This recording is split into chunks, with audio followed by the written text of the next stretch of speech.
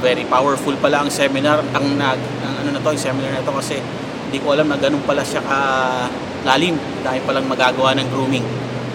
Ako si Melvin Alabado. I'm from Subic. I have a pet shop. Marami ako natutunan. So I can say excellent. Saka yung mga malinaw yung mga paliwanag ng mga instructor, ng speaker.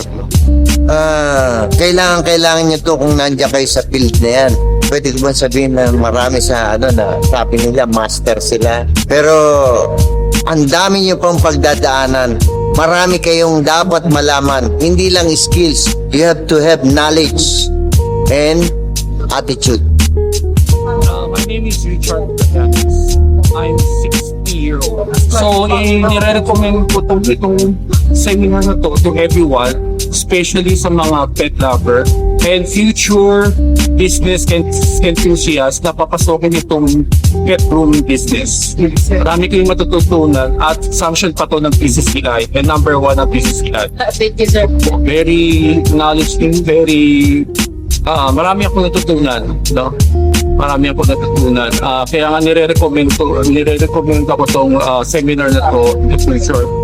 Yes, I highly recommend to attend this kind of seminar kasi bukod sa cheaper siya dun sa mga nakita namin, accredited pa ng PCCI.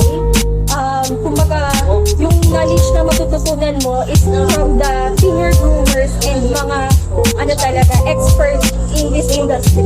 Masasuggest ko siya sa mga zero knowledge pa at saka kahit yung mga may knowledge pa, marami kami natutunan sa mga parts of the dog na kahit yung mga matatagal ng groomer hindi pa daw, baka hindi pa alam yung mga yun. 2 days lang siya pero very informative and madami ka talagang matututunan. Mako-correct mo talaga yung usual na ginagawa ng mga groomer lang na based on experience lang. Ito, nadagdagan talaga ng knowledge. Ako si Edgardo Valena Jr. Nakatira sa Taguig at 12 years na po na nagugupit ng mga fur babies.